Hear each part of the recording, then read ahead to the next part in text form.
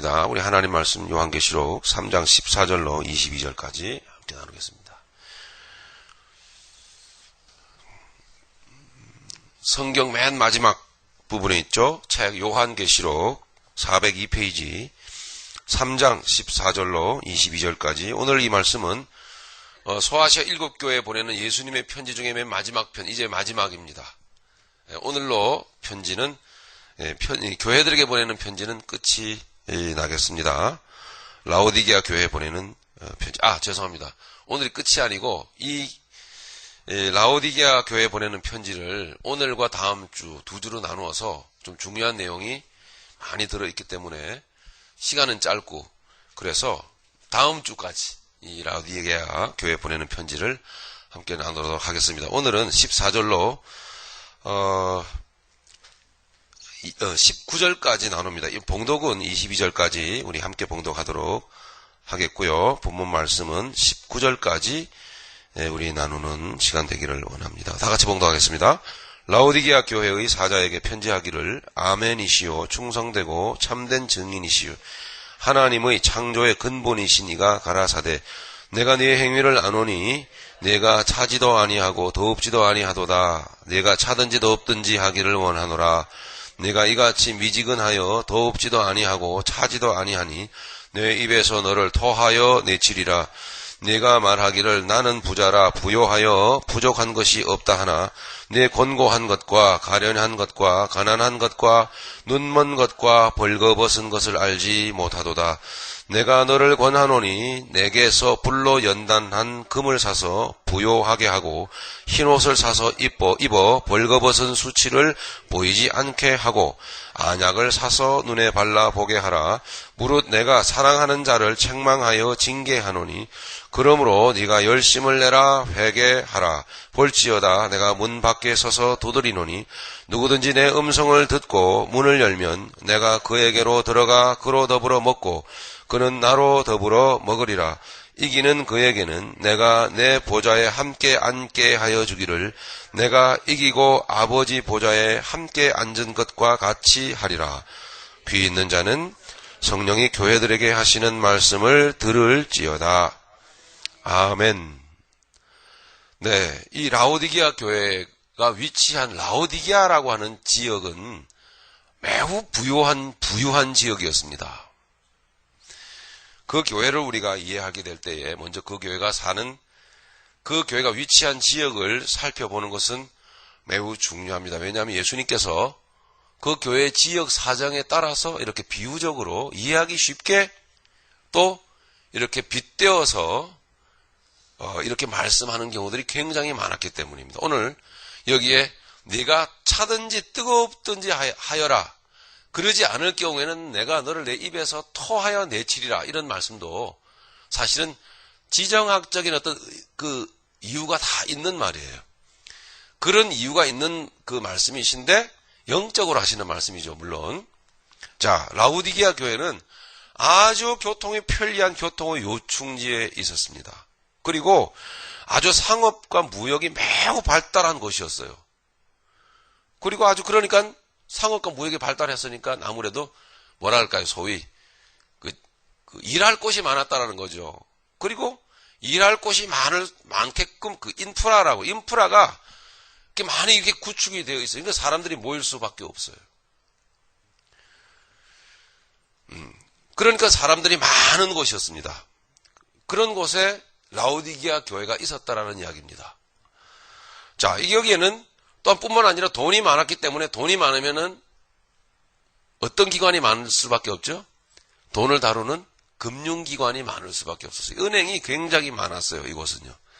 은행이 많았고 특별히 의술이 많이 발달된 곳이었습니다. 의술 중에서도 이 안질, 눈병에 관한 하는 아주 세계적으로 유명한 곳이었습니다. 그 치료 의술적 차원에서는 아주 독보적인 어떤 곳이었어요. 그러니까 의술적인 기술을 많이 해외에 수출도 하고, 그렇게 이제 눈병을 치료하려고, 지금은 뭐 눈병 그러면 뭐 별것도 아닌 것처럼 보이지만, 그때 당시에는 참, 굉장히, 그 눈병이라고 하는 것들이 또 이렇게 굉장히 큰 문제가 되었었고, 그 치료받으려고 이 라우디게아 지역으로 많이 이렇게 사람들이 왔었다고 그럽니다. 자, 그렇게 매우 부유한 그런 어떤 곳이었습니다. 이런 곳에 하나님의 교회가 있었는데 주님께서 이곳에 나타나셔가지고 이 라우디게아에서 살면서 신앙생활하던 이 믿음의 사람들에게 충고, 그리고 그 책망, 그리고 격려 하는 이 말씀을 우리가 읽게 됩니다. 때로는 우리가 또 이 지역이 영적으로 라우디게아가 아닌가 하는 생각을 해보는 거죠. 14절에 보니까 우리 주님이 나타나시는데요. 아멘이시오. 이 아멘이라는 말은 우리가 아멘 그러잖아요. 진실로 그러합니다. 옳습니다. 아멘. 근데 이거는 원래 하나님에 대하여 사용하는, 하나님을 지칭하여 사용하는 여러 말들 중에 하나였습니다. 아멘이시오. 그냥 넘어가죠. 아멘이시오. 그리고 예수님을 설명을 합니다. 충성되고 참된 증인이시오. 하나님의 창조의 근본이시니가 가라사대. 제가 이 소아시아 7교회에 보내는 편지를 말씀을 드리면서 서두에 항상 자주 말씀드렸던 것은 뭐냐면 예수님을 소개할 때에 그 교회 사람들에게, 교회 사람들의 그 교인들의 영적인 상태와 딱 결부되도록 예수님을 소개하고 있더라 하는 그런 이야기 이미 말씀을 드렸습니다. 그럼 이 교회, 이 라우디게아 교회 사람들이 가지고 있었던 영적인 문제라고 할까요? 그것은 무엇이었던가 하는 것을 이 말씀 한마디 말씀을 생각을 해보면, 즉 예수님을 이렇게 소개하는 말씀을 생각해보면은 그 반대로 생각해보면은 이 교회에 뭐가 문제였었구나 하는 것을 알게 됩니다. 자, 보시면 아멘이시오. 충성되고 참된 증인이시오. 자, 예수님이 충성되고 참된 증인이셨단 말입니다. 그럼 누구에 대하여 충성되고 참된 증인이셨다라는 이야기일까요? 하나님 아버지. 하나님 아버지께 대하여 예수님은 충성되고 참된 증인이셨다라는 거거든요. 반대로 생각해 보면요. 이런 주님이 나타나셔가지고 분명히 하나님을 믿기는 믿는데 하나님 앞에 충성되지를 못해. 하나님 앞에서 참된 증인의 삶을 살지를 못해. 어때요, 여러분? 좀 뜨끔하지 않으세요? 오직 하나님께만 충성해. 오직 하나님께만 충성할 뿐만 아니라 하나님의 충성된 증인으로서 삶을 살아가고 있는지, 이것을 우리에게 이렇게 깨우치시는 거예요. 더 나아가서 하나님의 창조의 근본이신 이가 가라사대. 자, 라우디게아 교인들에게 왜 이렇게 예수님은 이런 모습으로, 이런 말씀으로 나타나실까요? 라우디게아 교회 성도들은 돈도 많고 뭐 가진 것도 많고 아주 부자 같아요. 부자 교회예요. 그런데 뭐가 결핍되어 있었을까요? 창조적인 삶이 결핍이 되어 있어요. 전혀 창조적이지가 않아요. 자, 이 도대체 창조적인 것이 무엇일까? 그 뒤에 내용에 나오겠죠. 충성되고 참된 증인이시오 하나님의 창조의 근본이시니가 말씀을 하십니다. 내용 좀 보시겠습니다. 15절. 자, 왜 이 라우디게아 교회 성도들은 어쨌든 하나님의 백성이기는 한데, 그리고 부자 교회인데 그 안에 창조적인 역사가 없을까? 15절에 말씀하고 있죠. 내가 네 행위를 아노니 내가 차지도 아니하고 더웁지도 아니하도다. 뭐예요? 미지근하다라는 것입니다. 차지도 아니하고 더웁지도 아니하도다. 네가 차든지 덥든지 하기를 원하노라. 자, 말씀을 여러분 잘 보십시다.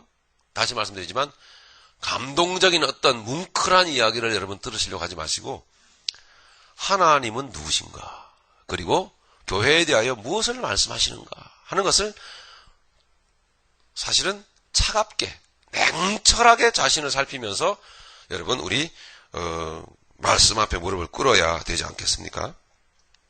여기에서 그러니까 차지도 아니하고 덥지도 아니하다 이 말은 바로 창조적인 인생과 직접적으로 결부되어 있는 말입니다. 차다라고 하는 것은 사실은 언어적으로 문자적으로 차다 그러면은 아주 부정적인 어떤 뜻이 덤비가 느껴지죠, 그죠? 냉철하다, 그러는 사람이 냉랭하다 이렇게 느껴지는데 사실 그런 뜻이 아닙니다. 여기 차지도 아니하고 덥지도 아니하다 할 때 차다라 차야 너희가 차갑기를 원하고 그리고 덥기를 원한다 라고 말씀하실 때 이 너희가 차기를 원한다 이 말은 여러분 아실 분은 아시겠지만 푸시케 들어보셨습니까? 푸시케가 어디서 나온 말이죠? 하나님께서 우리가 진흙으로 사람을 만들고 우리의 형상대로 우리가 사람을 만들자 하셨을 때 하나님께서 사람으로 흙으로 사람을 빚으시고 그 코에다가 하나님의 생기를 불어넣으시니 니시마토 하임입니다. 하나님의 생명의 기운입니다. 하나님의 생명의 기운을 불어넣으시니 사람이 뭐가 되었더라? 생명이 되었더라 하는 게 그 생명이 뭐냐면 푸시케입니다. 푸시케. 헬라어로 푸시케입니다. 히브리어로는 네페시 들어보죠? 네페시. 사람이 생명이 되었지라. 살아있는 존재가 되었더라 하는 이야기죠. 이것을 좀 더 확대해서 해석을 하면은 무슨 뜻이라 그랬죠? 생각하며 하나님의 뜻 가운데서 생각하며 창조적으로 살아가는 인생입니다. 늘 말씀드리는 바와 같이 이미 이제 라우디게아 교회를 설명했듯이 돈이 많고 세상에서 잘 되고 그리고 세상적으로 육적으로 부유해지고요. 이러면은요 생각이 없어져요. 자기를 돌아보는 생각이 없어지고 마냥 거기에 취하고 사람이 교만해지기가 쉽습니다. 생각을 왜 합니까? 문제가 없는데. 생각할 필요가 뭐가 있습니까? 그냥 그 돈을 가지고 먹고 나름의 육체적인 행복을 누리며 살면 되지. 무슨 생각이 필요합니까? 자, 예수님께서 이런 부분들을 지금 지적을 하고 계시는 것입니다. 차지도 아니하고 그랬을 때 이 푸시크로스라는 말인데 이 말은 푸시케에서 나온 파생되어져 온 말입니다. 그러니까 푸시케 그러니까 생명의 본질을 말하는 거죠. 살아있는 존재가 되기를 바란다는 거죠. 그러니까 너희가 신앙생활을 하기는 하는데 전혀 살아있지를 못하다 생명력이 없단 말입니다. 그러니까 시원한 저 지하 밑에서 끌어올리는 저 바위 틈에서 바위가 쪼개져서 나오는 그 안반수와 같은 시원한 냉수 그릇 같은 냉수 같은 그런 인생이 아니다라는 거예요.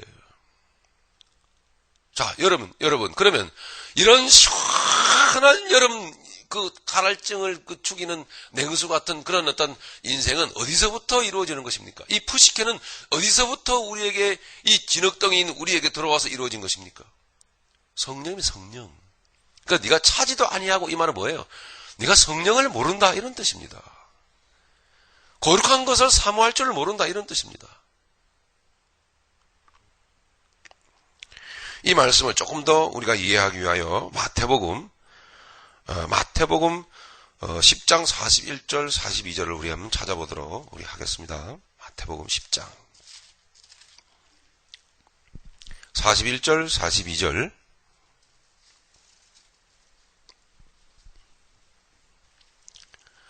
찾으셨습니까? 같이 읽겠습니다. 선지자의 이름으로 선지자를 영접하는 자는 선지자의 상을 받을 것이요 의인의 이름으로 의인을 영접하는 자는 의인의 상을 받을 것이요 또 누구든지 제자의 이름으로 이 소자 중 하나에게 냉수 한 그릇이라도 주는 자는 내가 진실로 너희에게 이르노니 그 사람이 결단코 상을 잃지 아니하리라 하시니라.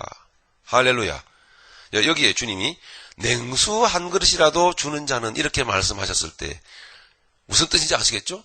단순히 찬물 한 그릇 이렇게 대접하는 그것을 말하는 게 아닙니다.